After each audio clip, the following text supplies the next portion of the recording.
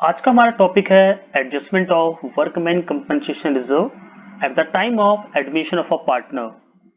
Workman compensation reserve generally हम लोग create करते हैं किसी अनवांटेड इवेंट को कंपनसेट करने के लिए। जब हमारे जो वर्कर्स होते हैं उनके साथ अगर कोई अनवांटेड इवेंट कुछ होता है बिजनेस के अंदर, फैक्ट्री के अंदर, तो उसको कंपनसेट करने के लिए इस रिजर्व को क्रिएट किया जाता है। लेकिन at the time of admission of a partner, जब एक नया पार्टनर एडमिट होता है तो उस समय हमारे बिजनेस के अंदर अगर ऐसा कोई रिजर्व है तो हम उसका क्या ट्रीट करते हैं, उसको कैसे एडजस्ट करते हैं, उसकी क्या जर्नल एंट्री होती है, उसको अपनी बुक्स के अंदर, अपने अकाउंट्स के अंदर कैसे शो करते हैं, तो वो सब चीजें हम आज सीखेंगे। तो चलते हैं हमारे क्वेश्चन की तरफ। ये हमारा क्वेश्चन है, in which A B and C were sharing profits in 5:3:2। They decided to admit D as a new partner for 1/5 share. And on the date of admission, workman compensation reserve was rupees 80,000. We have to pass the journal entries in the following cases. First, when there is no adjustment for workman compensation reserve, if claim for workman compensation reserve is 20,000, if it is 80,000, and if 90,000. तो हमारे पास workman compensation reserve के regarding चार adjustments हैं, चार type के parts दिए हुए हैं, चार प्रॉब्लम है हमारे पास।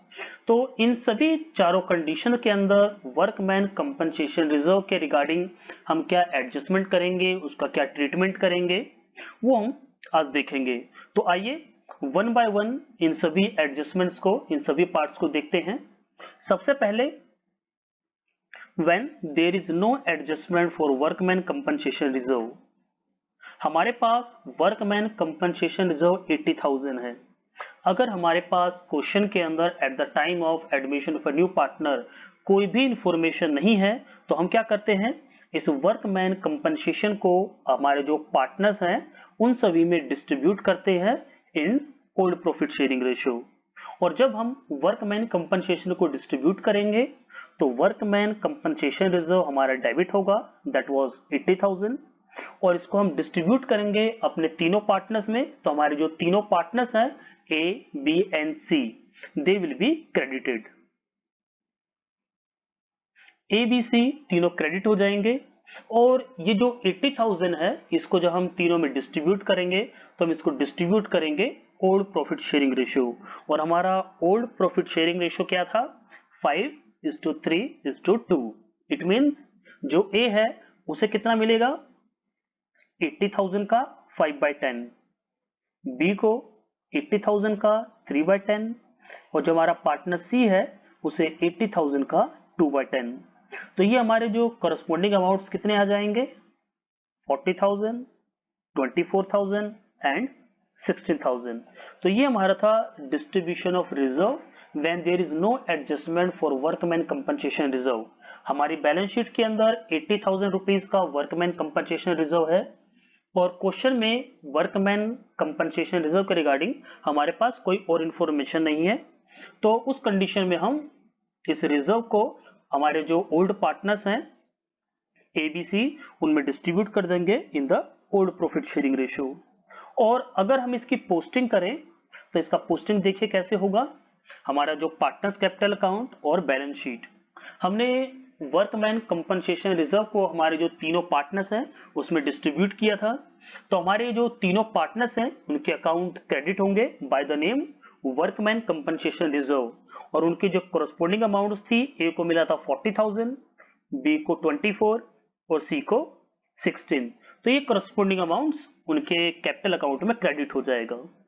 बैलेंस शीट में कोई एंट्री नहीं होगी, क्यों, क्योंकि वर्कमैन कंपनसेशन रिजर्व को हम डिस्ट्रीब्यूट कर चुके हैं तो अब वो खत्म हो गया है।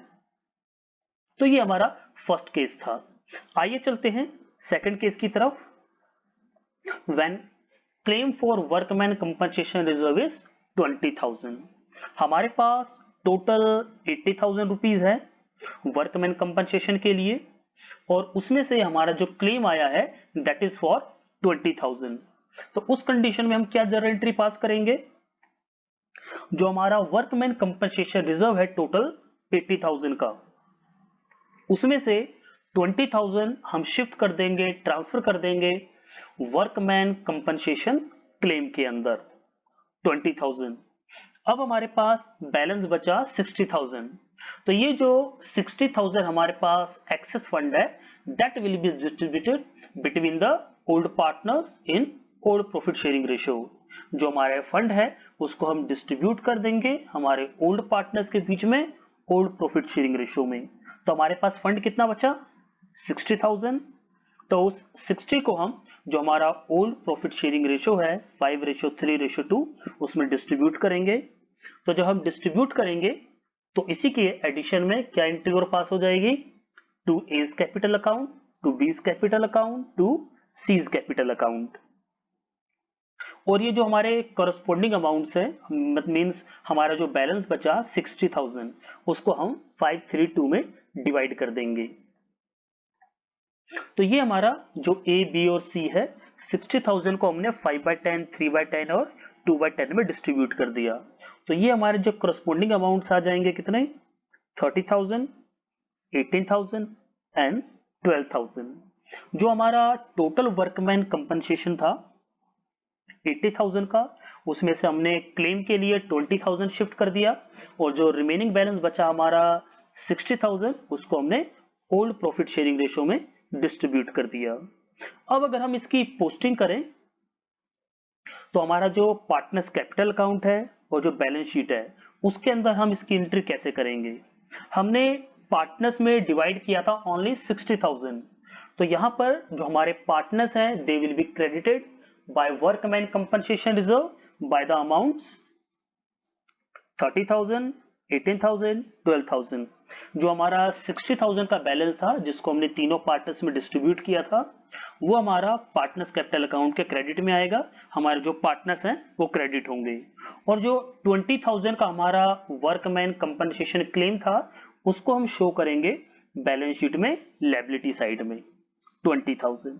तो ये हमारा सेकेंड एडजस्टमेंट था when there was claim for workman compensation rupees 20,000।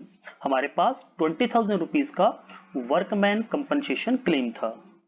तो आइए चलते हैं थर्ड टाइप की तरफ। When claim for workman compensation reserve is rupees 80,000।